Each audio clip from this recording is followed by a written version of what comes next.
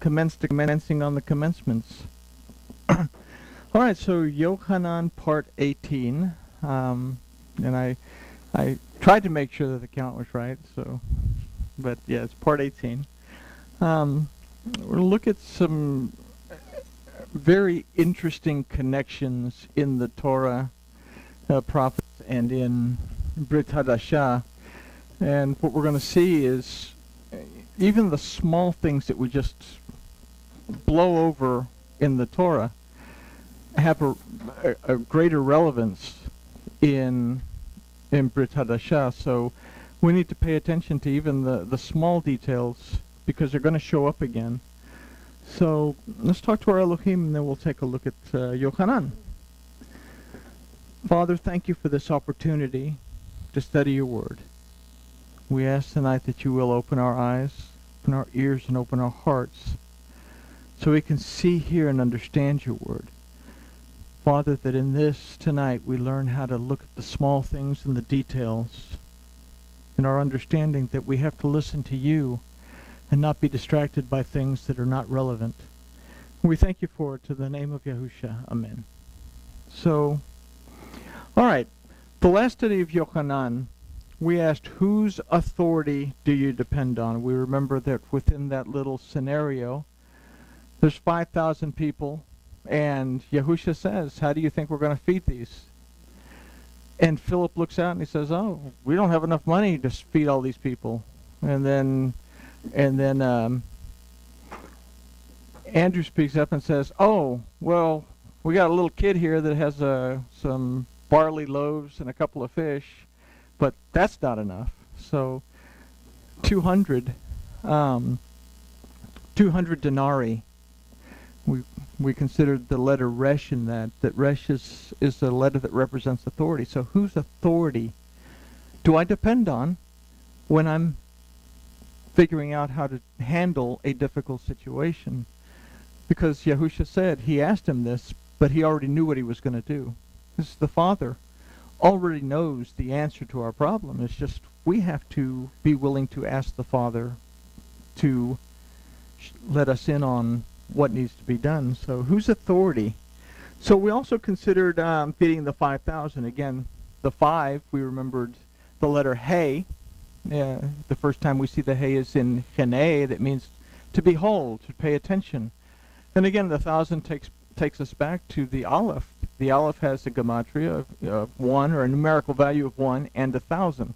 So are we paying attention to Yahuwah our Elohim when we are about to be fed? And then we looked at the 5 loaves, the 5 barley loaves, and we looked at the 2 fishes, and we noticed that there was 12 baskets left afterwards, and we looked at the prophetic meaning of that, that 5 barley loaves is the Torah, and the 2 houses, that the fragments that remained, the Talmudim had to go gather the fragments, and the fragments were the children of the house of Israel buried within the Gentiles.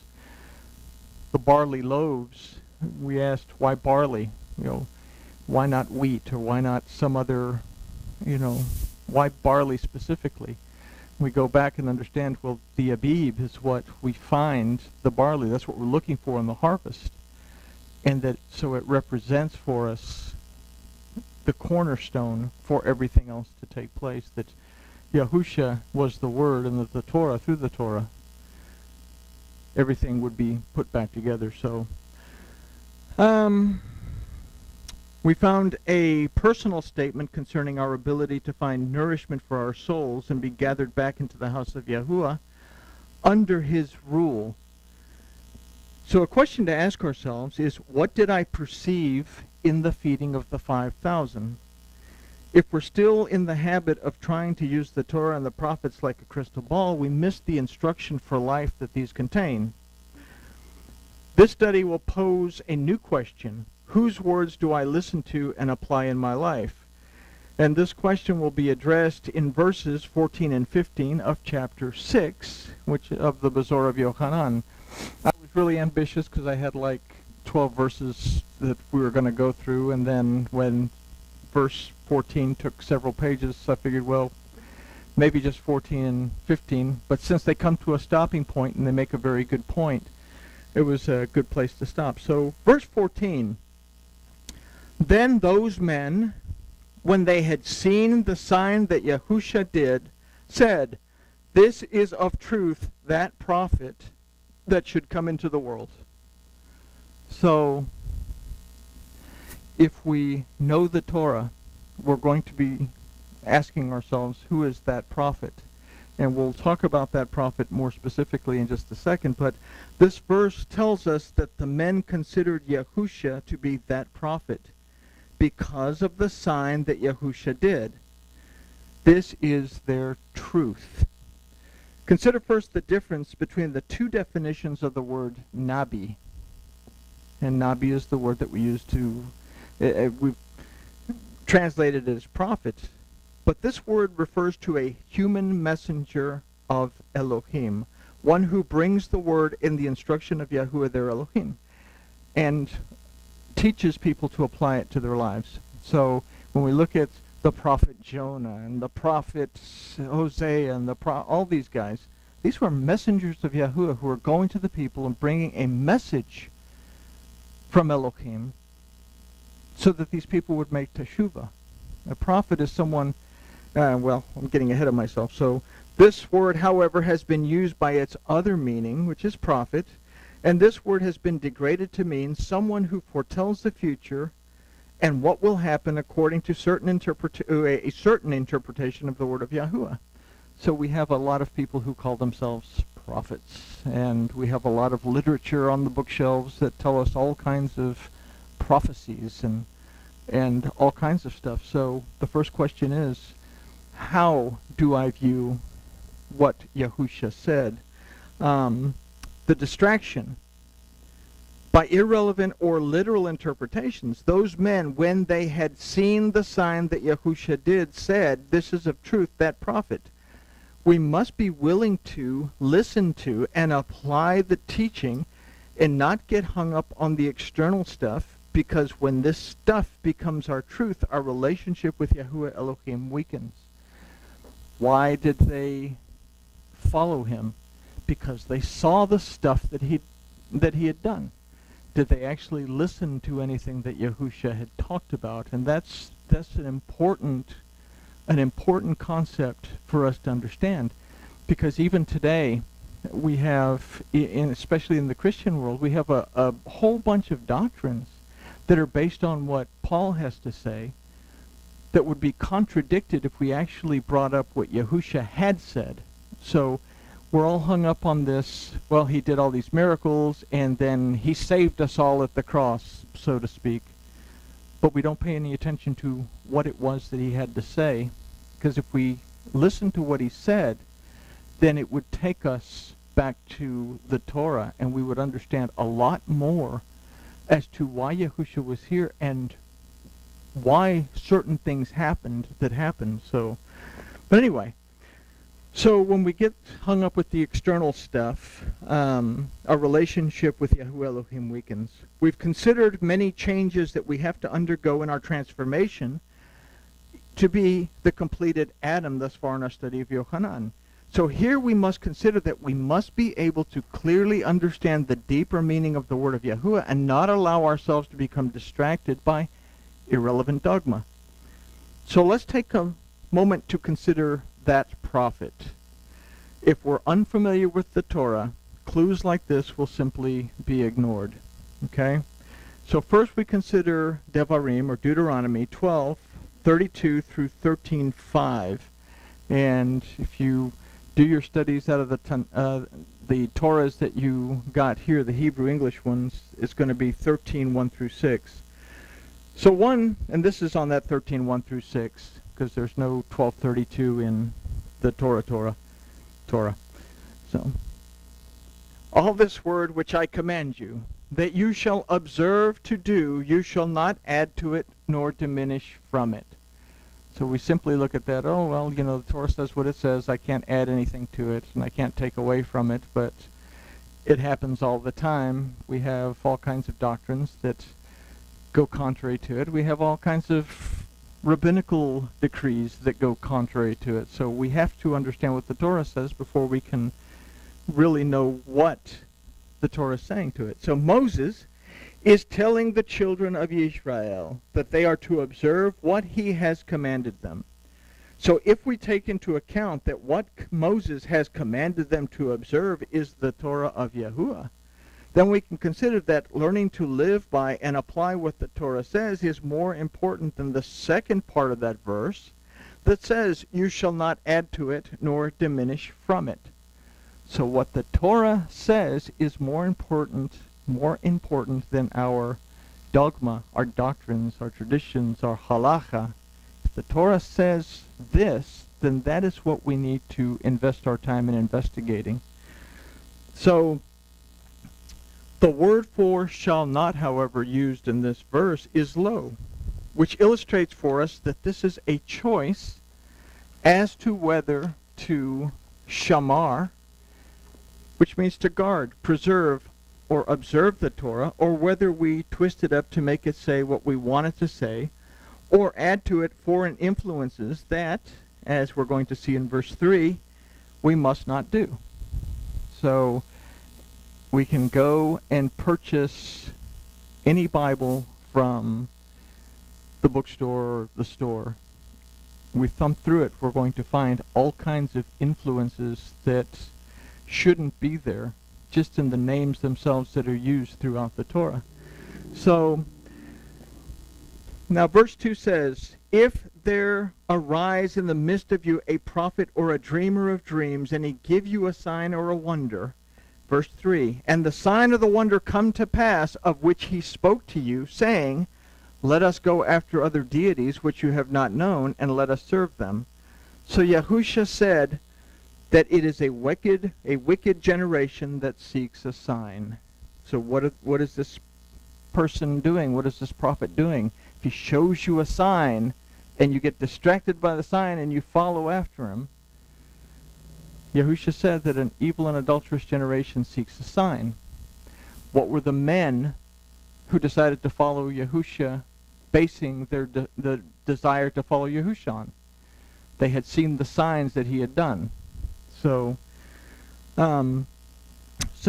a wicked generation seeks a sign. He said that there would be false prophets that perform signs and wonders to lead people astray. So this is what distracts us from what is important according to verse 4. And verse 4 says, "You shall not hearken to the words of that prophet, or to that dreamer of dreams, for Yahuwah your Elohim puts you to proof to know whether you do love Yahuwah your Elohim with all of your heart and with all of your soul." So in a nutshell, this verse is saying, don't get caught up in irrelevant prophecies or dogma. The relationship that you build with Yahuwah Elohim is what is important. And we have a whole bunch of instructions within the first 5 books that say, this is how you do it.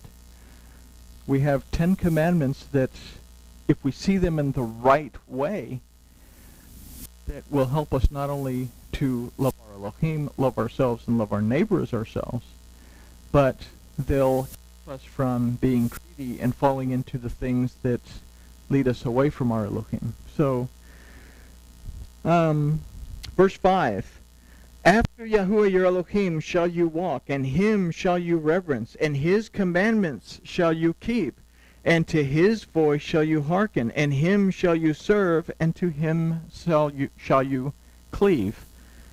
So the word for "you shall keep" is tishmoru, that comes from the root shamar, that means to guard, to treasure, to preserve, and to observe. We can't do this if we're distracted by the things that do not pertain to it, or by dogma that leads us in a direction apart from the Torah of Yahuwah. The word for "you shall hearken" is tishema'u, from the root shema, that means to perceive, discern, understand.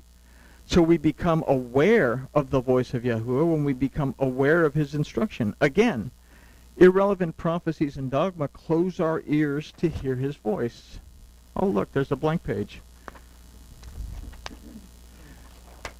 The word for "you shall serve" is ta'avodu, that from the root avad means not only to serve, but it means to till up the soil. We were created to till the ground that keeps the garden. And that's Bereshit 2, 5 through 8 says that there was water, but there was no one to till the soil. And then we go on, and he created the Adam, and he placed the Adam in the garden that he had created. So the word you shall cleave is tidbakun, that from the root dabak means to follow closely, to pursue, and to become joined to. So what we're discovering in these voices is that we must be able to discern between a prophet that tries to build his dogma upon signs and wonders and the human messenger of Yahuwah Elohim that directs our senses back onto the word of Yahuwah. If we cannot clearly hear the voice of our Elohim as it shouts out from his word, how can we walk with him and reverence him? How can we join ourselves to our Elohim if we're so distracted by the best-selling book about 4 blood moons that have already come to pass, and people spent millions of dollars to buy these books? Nothing has come to fruition from these books, but people were so distracted for a while that anything that deals with a relationship, and it happens all the time. Or we go cruising the internet and we find this really great site, but all of a sudden it sucks us into stuff that is totally irrelevant. So verse 6 advises us as to which to choose. We're not commanded to make the right choice. We must want to make the right choice. And that prophet or dreamer of dreams shall be put to death, because he has spoken perversion against Yahuwah your Elohim, who brought you out of the land of Egypt and redeemed you out of the house of bondage, to draw you aside out of the way which Yahuwah your Elohim commanded you. Notice that? To draw you aside out of the way from which Yahuwah your Elohim commanded you to walk in. So you shall put away the evil from the midst of you. So how do we kill the prophets that are basically forcing us off course? We don't physically go out and, stab the best-selling author in the chest, but we avoid getting caught up in this type of thing. We kill that desire to get caught up in things that go contrary to the Torah. Is it wrong to read these things? No, absolutely not. But it's like everything else. If we don't have a solid basis in the Torah, we don't have a solid basis in the prophets, then it's easy to get drawn off course. If we know what the Torah says, and we know what the prophets say, and we know what Yahusha had to say to pull everything together, then we look at some of this stuff that we see online or wherever, and we say, well, this doesn't line up with here, or this doesn't line up with here. So we guard ourselves by shamar, to shema and shamar, to perceive, discern, and understand what the Torah says, and then to treasure what the Torah says, enough to preserve what it says and apply it to our lives. So now let's consider the other mention of that prophet in Devarim 18, it's 13 through 15 and then 18. You shall be wholehearted with Yahuwah your Elohim.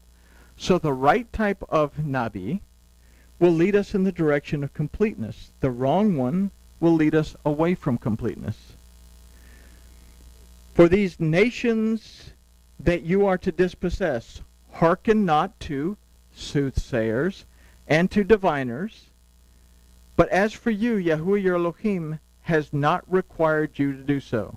Well, that's nice. He's not required us to pay attention to the soothsayers and the diviners, the fortune tellers, the future tellers. So the right type of Nabi will teach us from the word of Yahuwah and show us what we must avoid. Note, however, that the verse says, Yahuwah your Elohim has not required you to do so. So the word for required is natan. That can mean required, but that would really make no sense. Has he not required us to do it, or has he, in a sense, given us a command to make the choice not to do it, make a conscious choice not to do it. So this word also means to permit. So how does this change the phrase? Yahuwah your Elohim has not permitted you to do these things. He has not permitted you. The Torah says, stay away from those who practice witchcraft. Stay away from those who practice manipulation. Stay away from the false prophets. Okay? Now, we turn the page ever so slowly. Verse 15. A prophet will Yahuwah your Elohim raise up to you from the midst of you, of your brethren, like me. Okay, this is Moses speaking. Yahuwah is going to lift up a prophet like me. To him shall you shema. To him you will perceive, discern, understand. It says, in the beginning was the Word was Elohim, the Word was Elohim, and to those who believed and received the Word, to them he gave the authority to become the children of Elohim. So it's more than just, we have to be able to perceive, discern, and understand what this prophet's going to say. We have to perceive, discern, and understand what Yahusha's talking about. And if that's the case, we also have to be able to perceive, discern, and understand what the Talmudim are talking about that were with Yahusha. And even Paul, who wasn't with Yahusha, but Paul was a genius. He understood the Torah. He understood the prophets. He was very clear on what had to happen. But the way that he explains it, Peter says, is very hard to understand. And people are going to take it and put it out of whack. He didn't actually say whack, but that's pretty much what Peter had to say. So then we go on. It says, I will raise them up a prophet from among their brethren. Now this is Yahuwah that's speaking now. Like you. I will raise them up a prophet from among their brethren like you, and I will put my words in his mouth, and he shall speak to them all that I commanded him. So Moses was a type for the word of Yahuwah. The first time that Moses encounters Pharaoh, we're told that Moses was 80. Now he's a little bit older. He's about to die. He's around 120 by the time he writes this. But the first time that he encounters Pharaoh, he's 80 years old. And in that, we understand that 80 is a numerical value of pei. Pei means word, mouth, voice, presence. He represents the presence of Yahuwah physically among them. So something like Moses, a physical representation of Yahuwah, is also going to come back again, only Yahuwah is going to put his words in this person's mouth, and he's going to speak everything that Yahuwah commands him to say. So when we consider the enlarged bait in Bereshis 1:1, we recognize that it alludes to the bait being surrounded by the letter Pei that represents both mouth and the spoken word. So Pei is the root of the word Pene that also means presence. So in the first letter of the Torah, we see an illustration of the presence of the word over the house. We understand in Yochanan chapter 1 that the word of Yahuwah became flesh and built his tabernacle among us. Yahusha said, the words that I speak to you are spirit and they are life. And that's Yochanan 6:63. He also said, I do nothing of myself, but only as the Father has taught me, this I speak. So I speak to you the words of the Spirit, and they are life. The Father is Spirit. Okay? So what does this tell us up here? He says, I will put my words into his mouth. The words of the Spirit are in the mouth of Yahusha. And he shall speak what I command him. And Yahusha says that I do what the Father says. I say what the Father says. So, having considered this, we can clearly understand the phrase spoken to Moses by Yahuwah. I will put my words in his mouth, and he shall speak to them all that I shall command him. So consider the differences in these two prophets. One speaks falsehood and distractions.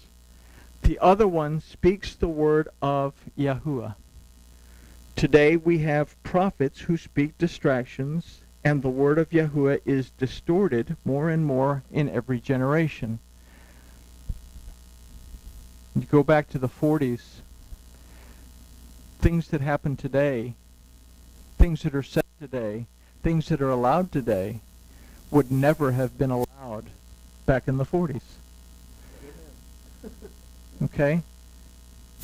Things that are allowed in churches, synagogues today would never have been allowed back in the 40s, the 30s, the 20s. It's crazy. So things have changed because prophets, these people who speak a distracted, distorted dogma, are starting to say, this is okay, and this is okay, and this is okay. The Torah is a living document. It changes with the times, even though Malachi says, I am Yahuwah, I do not change. So we have to understand that one prophet speaks distractions. Consider that to be wholehearted, we must be willing to listen to the Nabi that speaks the word of Yahuwah, and we must be able to shema those words. We have to be able to perceive, discern, and understand what we're being taught by whoever it is that's trying to teach us. We must know the difference between the real instruction and from the nonsense. This is why we must not be distracted by signs, but rather be willing to shema the word of Yahuwah and then shamar it. Be willing to treasure what the Torah says. Preserve what it says. Observe what it says. Pass it on to our children. But we are going to walk according to what the Torah says. Not understanding the word leads to verse 15 of Yochanan chapter 6. Everybody's saying, wow, we're in Yochanan. Wish we'd hurry up and get out of Devarim, right? So, when Yahusha therefore perceived that they would come and take him by force to make him a king, he departed again into the mountain himself alone. So when we don't know what the Torah and the prophets say, when we don't understand the thought process behind them, we're going to misinterpret Brit Hadashah, or we're going to glance over verses that we must understand. Okay? We look at this verse. It says what? Oh, Yahusha saw that they were going to make him a king, so he kind of escaped and he went and hung out by himself in the mountain. I need to go find something that has some relevance, something that has some meat. But let's consider that verse. Yahusha came to bring restoration and balance back to the relationship between Yahuwah Elohim and the Adam. Okay? And this is what Bereshis 1:1 tells us within the Hebrew. It's more than simply space, time, and matter. That the word over the house would have the authority to restore the relationship and reattach the realm of Elohim back to the realm of the Adam. Okay? And this is Mashiach for us, is that we live under Mashiach, not so much some guy named Messiah, but the very anointing of Yahuwah that allows us to be connected to our Elohim in our everyday life. So to grasp the importance of that verse, we have to go back to Abraham's encounter with Melchizedek at Bereshis 14:8-20. Say, well, what does this encounter with Melchizedek have to do with the fact that Yahusha didn't want to be the king, so he went up into a mountain? So let's consider these verses. Verse 18 of Bereshis 14 says, And Melchizedek, the king of Salem, brought forth bread and wine, and he was the Cohen of El Elyon. Okay, the Most High El. And he blessed him and said, Blessed be Abraham of El Elyon, maker of heaven and earth. And blessed be El Elyon, who has delivered your enemies into your hands, and he gave him a tenth of all. So, this group of verses has been reduced to a favorite verse for the purpose of getting people to tithe. After all, even Abram paid his tithes according to our interpretation of this. So what if it was Melchizedek that was the one who had given Abram a tenth? So let's consider these verses and find out. The name Melchizedek is not really a name. It's a title that means King of Righteousness. Now he is king of Shalom, or Shalem, that means peace. So we can consider a concept of the righteous king of the reign of peace. Abram, or Avram, means exalted father. So the idea of a tenth illustrates for us the letter Yod that represents